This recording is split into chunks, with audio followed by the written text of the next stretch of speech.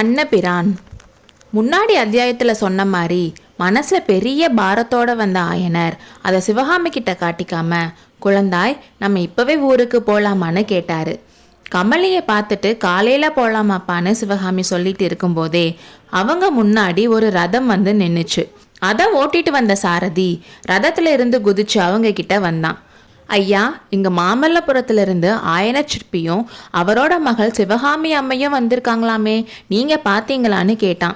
ஓ, கண்ணபிரானா, எங்களை யாருன்னு தெரியலையா உனக்குன்னு ஆயனர் கேட்டார். தெரியலையே, எங்கேயோ பார்த்துருக்கேன், ஆனால் ஞாபகம் வரலன்னு தலையில் கொட்டி கொட்டி யோசிச்சான் கண்ணபிரான். மண்டையை உடைச்சிட்டு எங்கள் மேலே பள்ளியை போட்டுறாத, கமலி அப்புறம் எங்களை சும்மா விட மாட்டா.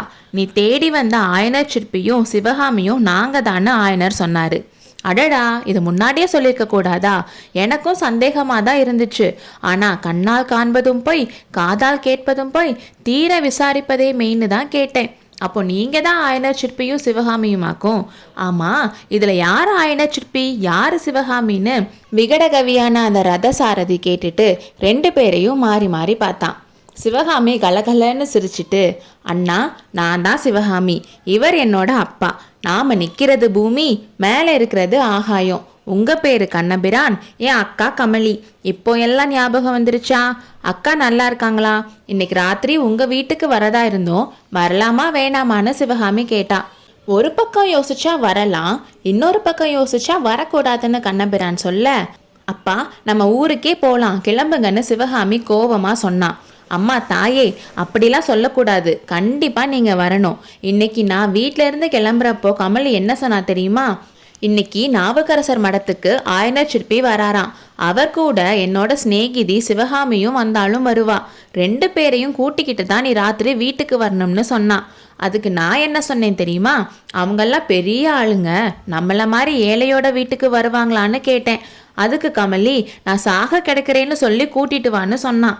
கமலிக்கு ஏதாச்சும் உடம்பு முடியலையான்னு ஆயனர் கவலையாக கேட்டார். ஆமாம் ஐயா, 1 வருஷமா கமலி அவளோட சிநேகிதியை பார்க்காம கவலைப்பட்டு கொஞ்சம் கொஞ்சமாக அவள் உயிர் போயிட்டுருக்கு. 3/4 உயிர் போயிருச்சு, மீதியும் போகிறதுக்குள்ளே நீங்கள் வந்தால் நல்லா இருக்கும்னு சொன்னான். அப்படின்னா உடனே கிளம்பலான்னு சிவகாமி சொன்னான்.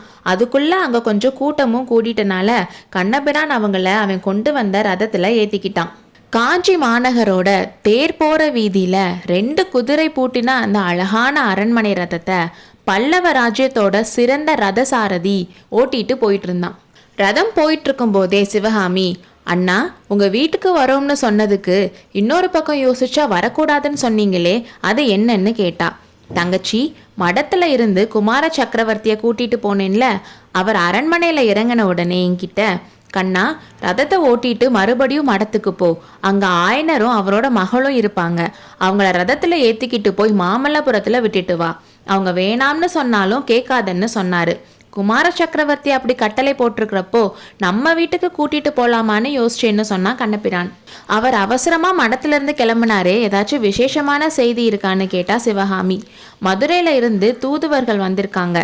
மதுரையிலிருந்து தூதர்கள்னு கேட்டதும் சிவகாமிக்கு முன்னாடி கேள்விப்பட்ட திருமண தூது விஷயம் ஞாபகம் வந்துச்சு. அதனால தூதர்கள் என்ன செய்தி கொண்டு வந்திருக்காங்கன்னு கவலையா கேட்டா. அந்த மாதிரி ராஜாங்க விஷயத்தையெல்லாம் நான் கவனிக்கிறது இல்லை தங்கச்சின்னு கண்ணபிரான் சொல்ல, ரொம்ப நல்லது தம்பி, ராஜாங்க விஷயங்களை ரொம்ப ஜாக்கிரதையா இருக்கணும், நமக்கு தேவையில்லாத விஷயங்களை காதில் போட்டுக்க கூடாதுன்னு ஆயனர் சொன்னாரு. அப்போ ரதம் தெற்கு வீதியில் அரண்மனையோட வாசலை தாண்டி போயிட்டு இருந்துச்சு. வீதியில் ஒரு பக்கம் ஃபுல்லாகவே அரண்மனையோட வெளிமதில், முன் வாசல் கோபுரம், அதுக்குள்ளே இருந்த சுவர்கள், அதுக்கும் பின்னாடி இருந்த உப்பரிகை மாடங்களையும் சிவகாமி பார்த்தா. அவளையும் அவளோட மனங்கவர்ந்த இளவரசரையும் பிரித்து வைக்கிற மாதிரி இத்தனை மதில் சுவர்களும் மாடங்களும் தடையா நிற்கிதேன்னு எண்ணி ஒரு பெருமூச்சு விட்டாள். அடுத்த அத்தியாயத்தில் சந்திப்போம்.